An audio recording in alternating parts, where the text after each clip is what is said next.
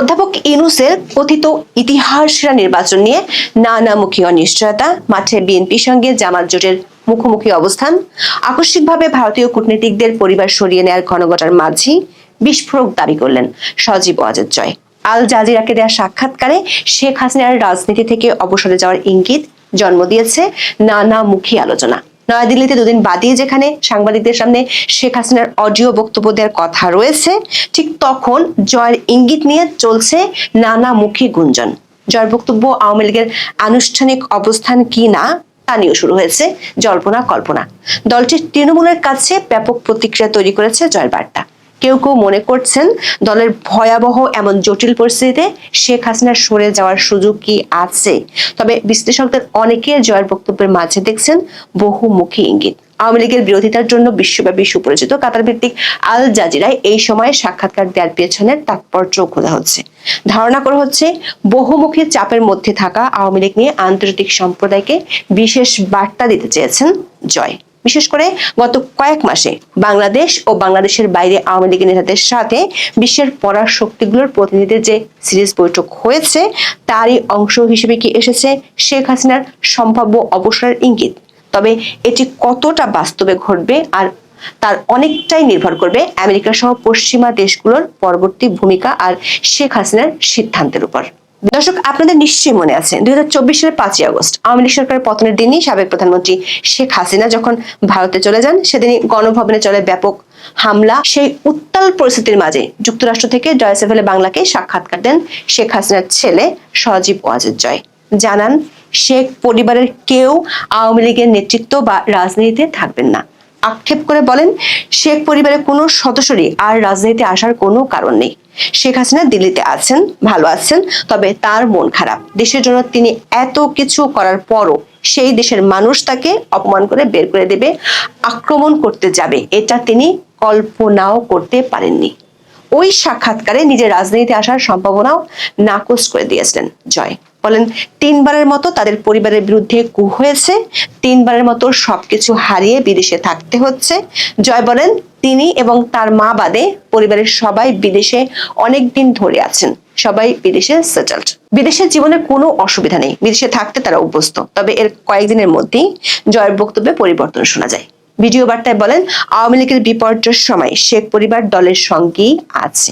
শেখ হাসিনার নেতৃত্বে দল আবারও সংগঠিত করা হবে। পরের 1.5 বছরে ভারতে অবস্থান করা শেখ হাসিনা শুধু সক্রিয় হননি, জয়কেও দলের গুরুত্বপূর্ণ নীতি নির্ধারণী পর্যায়ে ভূমিকা রাখতে দেখা গেছে। এমনকি পশ্চিমা দেশগুলোর সঙ্গে সম্পর্ক উন্নয়নও কাজ করছেন তিনি। ভারত সহ আন্তর্জাতিক মিডিয়ায় দেখা গেছে সরব উপস্থিতি। গত নভেম্বরে বিবিসি বাংলাকে দেয়া এক সাক্ষাৎকারে তিনি আওয়ামী লীগের নেতৃত্ব পরিবর্তনের বিষয়ে বিদেশি চাপের ইঙ্গিত দেন। অভিযোগ করেন, বাংলাদেশে বড় দুটি দল অর্থাৎ আওয়ামী লীগ এবং বিএনপির নেতৃত্বে পরিবর্তন আনতে একটি অগণতান্ত্রিক তৎপরতা রয়েছে। দুই দলের নেতৃত্ব পরিবর্তনে বিদেশ থেকে একটা খেলা চলছে। শেখ হাসিনার পর তাদের পরিবারের কারো আওয়ামী লীগের হাল ধরার সম্ভাবনা ওই সাক্ষাৎকারে সরাসরি নাকচ করেননি জয়। শেখ হাসিনার পরে তিনি দলের নেতৃত্বে আসতে চান কি না এ প্রশ্নে বলেন, দলই এ ব্যাপারে চূড়ান্ত সিদ্ধান্ত নেবে। আওয়ামী লীগ একটি গণতান্ত্রিক দল, ভবিষ্যৎ নেতৃত্ব কে দেবেন সেটা দল নির্ধারণ করবে। তিনি বা অন্য কেউ এটা উপর থেকে নির্দেশ দিয়ে নেতৃত্ব নির্ধারণ করতে পারেন না। এর ঠিক প্রায় 2 মাসের মাথায় আল জাজিরার কাছে বিস্ফোরক মন্তব্যটি করেন সজীব ওয়াজেদ জয়। সাবেক প্রধানমন্ত্রীর ছেলেকে আল জাজিরার সেনেভাস জৈনের প্রশ্ন ছিল এমন, আপনি ইঙ্গিত দিয়েছেন আপনার মা রাজনীতি থেকে অবসর নিতে যাচ্ছেন, তাহলে এরপর যদি তিনি কখনো বাংলাদেশে ফিরতেও পারেন, তখন তিনি কি আর রাজনীতিতে থাকবেন না? জবাবে কোনো দ্বিধা ছাড়াই সজীব ওয়াজেদ জয় জবাব দেন, না, তার বয়স হয়েছে, বলেন তার মা বয়স্ক। যাই হোক, এবারে তার দায়িত্বে শেষ মেয়াদ হওয়ার কথা ছিল, তিনি অবসর নিতে চেয়েছিলেন। বিষয়টি আরো পরিষ্কার হতে আল জাজিরার সাংবাদিক প্রশ্ন করেন, তাহলে হাসিনা অধ্যায় কি শেষ হচ্ছে? জবাবে জয় বলেন, সম্ভবত হ্যাঁ। আওয়ামী লীগের আগামী রাজনীতি শেখ হাসিনাকে ছাড়াই এগোবে ইঙ্গিত করে জয় বলেন, আওয়ামী লীগ একটি রাজনৈতিক দল, এটি সবচেয়ে পুরনো দল, 70 বছর ধরে আছে। শেখ হাসিনাকে সঙ্গে নিয়ে অথবা তাকে ছাড়া দলটির যাত্রা অব্যাহত থাকবে। তিনি অথবা অন্য কেউ চিরকাল তো বাঁচবেন না। সজীব ওয়াজেদ জয়ের বক্তব্য থেকে শেখ হাসিনার নেতৃত্বের অবসান ঘটার একটি সম্ভাব্য ইঙ্গিত পাওয়া যায়। প্রশ্ন হলো, যখন আওয়ামী লীগের কার্যক্রম দেশটিতে সরকার নির্বাহী আদেশে নিষিদ্ধ আছে, যেখানে শেখ হাসিনা গত 17 মাস ধরে অনলাইন বার্তার মাধ্যমে দলটির তৃণমূল নেতাকর্মীদের বার্তা দিয়ে আসছেন, দিল্লিতে ডেকে নিয়ে দলের অনেক নেতার সাথে বৈঠক করছেন এবং বাংলাদেশের নির্বাচনের ঠিক আগে আগে তার ছেলে সজীব জয় কেন এমন আভাস দিলেন? ঠিক 2 মাস আগে বিবিসি বাংলাকে যে বিদেশিদের চাপের কথা বলেছিলেন, তার প্রেক্ষাপটে কি কৌশলগত নতুন অবস্থানের চিন্তা করছে আওয়ামী লীগ? সেক্ষেত্রে পরিবর্তনের সম্ভাব্য ধরনটি কেমন হতে পারে? কবে নাগাদই বা নেতৃত্বের পুনর্বিন্যাস দৃশ্যমান হতে পারে? আর নতুন নেতৃত্বে কারা আসতে পারেন? বিশ্লেষকরা মনে করছেন, জয়ের এমন বক্তব্য বিচ্ছিন্ন বা আকস্মিক কোনো ঘটনা নয়। বিশেষ করে বাংলাদেশে আওয়ামী লীগকে বাদ দিয়ে নির্বাচন আয়োজনের চূড়ান্ত প্রস্তুতির সময় এমন বক্তব্য বিশেষভাবে তাৎপর্যপূর্ণ। আন্তর্জাতিক সম্প্রদায়ের প্রতি একটি পরিষ্কার বার্তা দিতে চেয়েছেন জয়। বিশেষ করে পশ্চিমা শক্তির সঙ্গে দূরত্ব ঘোচাতে আওয়ামী লীগের সর্বোচ্চ আগ্রহ এর মাধ্যমে প্রকাশিত হয়েছে। আবার সাক্ষাৎকারটি দেওয়া হয়েছে এমন একটি বিদেশি মিডিয়ায় যারা আওয়ামী লীগ বিরোধী হিসেবে সুপরিচিত। লক্ষণীয় বিষয় হলো, জুলাই আন্দোলনে শেখ হাসিনার বিরুদ্ধে সবচেয়ে বড় অভিযোগ হলো তিনি হত্যার নির্দেশ দিয়েছিলেন। আওয়ামী লীগের পক্ষ থেকে বিষয়টি বরাবরই অস্বীকার করা হয়েছে। কিন্তু জয় এই প্রথমবার পাল্টা একটি কাউন্টার ছুড়ে দিয়ে বলেছেন, শেখ হাসিনা যদি হত্যার নির্দেশ দিতেন তাহলে তিনি এখনো ক্ষমতায় থাকতেন। ইতিহাসরা নির্বাচনের নামে একতরফা ভোটের বিষয়ে অন্তর্বর্তী সরকারের উপর এমনিতেই আন্তর্জাতিক সম্প্রদায়ের ক্ষোভ বাড়ছে। গত কয়েক মাসে কমনওয়েলথ সহ বিভিন্ন আন্তর্জাতিক সংস্থা অন্তর্ভুক্তিমূলক নির্বাচনের আহ্বান জানালেও তা গায়ে মাখেননি ডক্টর মোহাম্মদ ইউনূস। এখনো পর্যন্ত একমাত্র ইউরোপীয় ইউনিয়নের পর্যবেক্ষক পাঠানোর আশ্বাস মিললেও সাম্প্রতিক কিছু ঘটনায় তৈরি হয়েছে নতুন অনিশ্চয়তা। বিশেষ করে ভারত আকস্মিকভাবে কূটনীতিকদের পরিবার সরিয়ে নেওয়ার ঘোষণা দেয়, ব্যাপক প্রভাব পড়েছে আন্তর্জাতিক পরিমণ্ডলে। বাংলাদেশের নির্বাচনের সুষ্ঠু পরিবেশ তো দূরের কথা, বিদেশিদের নিরাপত্তা নিয়ে উঠেছে প্রশ্ন। সবশেষ জাতিসংঘ আবারও নিরাপদে সবার অংশগ্রহণমূলক নির্বাচন পরিবেশ তৈরির আহ্বান জানিয়েছে। জাতিসংঘের নিয়মিত ব্রিফিং এ 20 জানুয়ারি মহাসচিবের ডেপুটি মুখপাত্র ফারহান হক বলেন, বাংলাদেশে আসন্ন সংসদ নির্বাচনের প্রেক্ষাপটে আন্তর্জাতিক সম্প্রদায় সক্রিয় নজরদারি বজায় রেখেছে। জাতিসংঘ সবসময় বলে এসেছে, নির্বাচনের জন্য এমন একটি পরিবেশ নিশ্চিত করতে হবে যেখানে সব মানুষ নিরাপদ ও শান্তিপূর্ণভাবে অংশ নিতে পারে এবং ভিন্ন ভিন্ন মতামত স্বাধীনভাবে প্রকাশ করতে সক্ষম হয়। ফলে অন্তর্বর্তী সরকার যতই দাবি করুন, অবাধ ও অংশগ্রহণমূলক নির্বাচনের বিষয়ে আন্তর্জাতিক সম্প্রদায়ের উদ্বেগ বাড়ছে। ঠিক এমন এক সময় আল জাজিরার মাধ্যমে বিশ্ব পরিমণ্ডলের তাৎপর্যপূর্ণ বার্তা নিয়ে হাজির হলেন শেখ হাসিনা পুত্র জয়।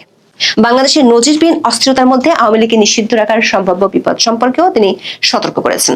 আল জাজিরাকে বলেন, একটি বাস্তবতাকে কেউ কোনোভাবে অস্বীকার করতে পারে না, তা হলো তার মায়ের 17 বছরে বাংলাদেশের ইতিহাসে নজিরবিহীন অর্থনৈতিক উন্নয়ন, নিরাপত্তা ও স্থিতিশীলতা দেখা গেছে। বাংলাদেশের বিশৃঙ্খলা নিয়ন্ত্রণের জন্য আওয়ামী লীগ এখনো সেরা প্রতিষেধক। আওয়ামী লীগের কোনো ভবিষ্যৎ না থাকার দাবি উড়িয়ে দিয়ে জয় বলেন, আওয়ামী লীগ কোথাও যাচ্ছে না, এটি দেশের সবচেয়ে পুরানো ও বৃহত্তম দল। এরপরেই তিনি আনেন ভোটে আওয়ামী লীগকে নিষিদ্ধ করার প্রসঙ্গ। দাবি করেন, আওয়ামী লীগের 40 থেকে 50% ভোট রয়েছে, এসব মানুষ হঠাৎ করেই সমর্থন দেওয়া বন্ধ করে দেবে বলে ভাবার সুযোগ নেই। জুলাই আন্দোলনের পর মানুষ কেন আওয়ামী লীগের উপর আস্থা রাখবে, এমন প্রশ্নের তড়িৎ উত্তর দেন জয়। পাল্টা প্রশ্ন ছুড়ে বলেন, জনগণকে সেই সিদ্ধান্ত কেন ভোটের মাধ্যমে জানানোর সুযোগ দেয়া হচ্ছে না? সংশ্লিষ্ট সূত্রগুলো বলছে, এই গুরুত্বপূর্ণ প্রশ্নটি গত কয়েক মাস ধরে আন্তর্জাতিক অঙ্গনে তুলে ধরছে আওয়ামী লীগ। বিশ্ব সম্প্রদায় একই প্রশ্ন করছে অন্তর্বর্তী সরকারকে। বাস্তবতা হলো, এর কোনো পরিষ্কার জবাব সরকার এবং তাদের মিত্র দলগুলো এখনো তুলে ধরতে পারেনি। নির্বাচনের মাত্র 3 সপ্তাহ আগে সেই একই প্রশ্ন আল জাজিরার মাধ্যমে ছুড়ে দিলেন জয়। গত কয়েক মাসে যুক্তরাষ্ট্র, বাংলাদেশ ও ভারতে আওয়ামী লীগ নেতাদের সাথে বিদেশি বেশ কয়েকটি শক্তিশালী দেশের প্রতিনিধিদের সাথে বৈঠক হয়েছে। এমনকি গত 20 থেকে 24 নভেম্বর কমনওয়েলথ মহাসচিব শার্লি বোজে বাংলাদেশ সফরে এসে অন্তর্বর্তী সরকার ও রাজনৈতিক দলগুলোর সাথে বৈঠক করেছিলেন।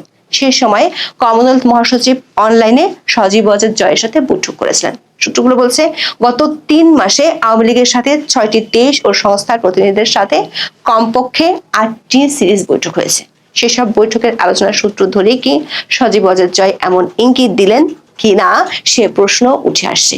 প্রশ্ন হলো, সজীব জয় যে আওয়ামী লীগের নেতৃত্ব থেকে শেখ হাসিনার সরে যাওয়ার আভাস দিলেন, সেটি যদি বাস্তবায়িত হয় তাহলে আওয়ামী লীগের নেতৃত্বে নতুন কে বা কারা আসছেন? সেই প্রশ্ন দলটির নেতাকর্মীদের মধ্যে বেশ কৌতূহলের জন্ম দিয়েছে। দলটির একাধিক সূত্রে জানা গেছে, শেখ হাসিনা নিজেই গত কয়েক মাসে বাংলাদেশ ও বাংলাদেশের বাইরে কমপক্ষে 4 জন নেতাকে বিদেশি শক্তিগুলোর সাথে আলোচনা করার সিগন্যাল দিয়েছেন এবং সে অনুযায়ী তারা বৈঠকও করেছেন। তবে দলের পুনর্গঠন ও নতুন নেতৃত্ব নিয়ে শেখ হাসিনার পক্ষ থেকে তাদের কিছু বলা হয়নি বলে জানা গেছে। দর্শক, 28 মিনিটের সাক্ষাৎকারে সজীবতার জয় জুলাই আন্দোলনে বল প্রয়োগ, আইসিটিতে শেখ হাসিনার বিচার সহ অন্য বিভিন্ন বিষয়ে কথা বলেন। প্রতিটি ক্ষেত্রে তিনি বিচারের নামে প্রহসনের অভিযোগ তুলেছেন। আল জাজিরা এবং বিবিসি জুলাই হত্যাকাণ্ড নিয়ে খণ্ডিত অনুসন্ধানী প্রতিবেদন করেছে বলেও দাবি করেন তিনি। এতে কিছুটা বিব্রত দেখা যায় আল জাজিরার সাংবাদিককে। শেখ হাসিনার ফোনালাপের পূর্ণাঙ্গ অডিও সংগ্রহের আগ্রহ প্রকাশ করেন।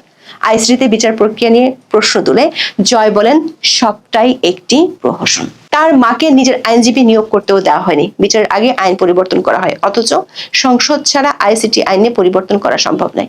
শেখ হাসিনা আপাতত ভারতে থাকবেন বলেও ইঙ্গিত দেন জয়। বলেন, তারা ভারতের উপর যথেষ্ট আস্থা রাখেন, কারণ দেশটি যথাযথ আইনি প্রক্রিয়া অনুসরণ করে থাকে। ভারত শেখ হাসিনার জন্য এই মুহূর্তে সবচেয়ে নিরাপদ দেশ বলেও দাবি করেন জয়। বাংলাদেশ ভারত সম্পর্কের অবনতির মূল কারণ শেখ হাসিনা নন দাবি করে জয় বলেন, দুই দেশের উত্তেজনার মূল কারণ হলো সন্ত্রাসবাদের উত্থান। ইউনূস সরকার কারাগার থেকে দণ্ডপ্রাপ্ত সব সন্ত্রাসীকে মুক্তি দিয়েছে, আর ভারত তার পূর্ব সীমান্তে সন্ত্রাসবাদ নিয়ে উদ্বিগ্ন। বর্তমান অন্তর্বর্তী সরকার ভারতের বিরুদ্ধে পাকিস্তানকে কাজ করার অবাধ সুযোগ তৈরি করে দিয়েছে। সব মিলিয়ে এই সাক্ষাৎকারে জয় সেসব বিষয় মোটা দাগে সামনে আনার চেষ্টা করেছেন, যেগুলো নিয়ে আন্তর্জাতিক সম্প্রদায় নানাভাবে আগ্রহী। আঞ্চলিক নিরাপত্তা ইস্যু থেকে শুরু করে আওয়ামী লীগের রাজনৈতিক অবস্থান সামনে কি হতে পারে সে সম্পর্কে বার্তা দেওয়ার চেষ্টা করেছেন।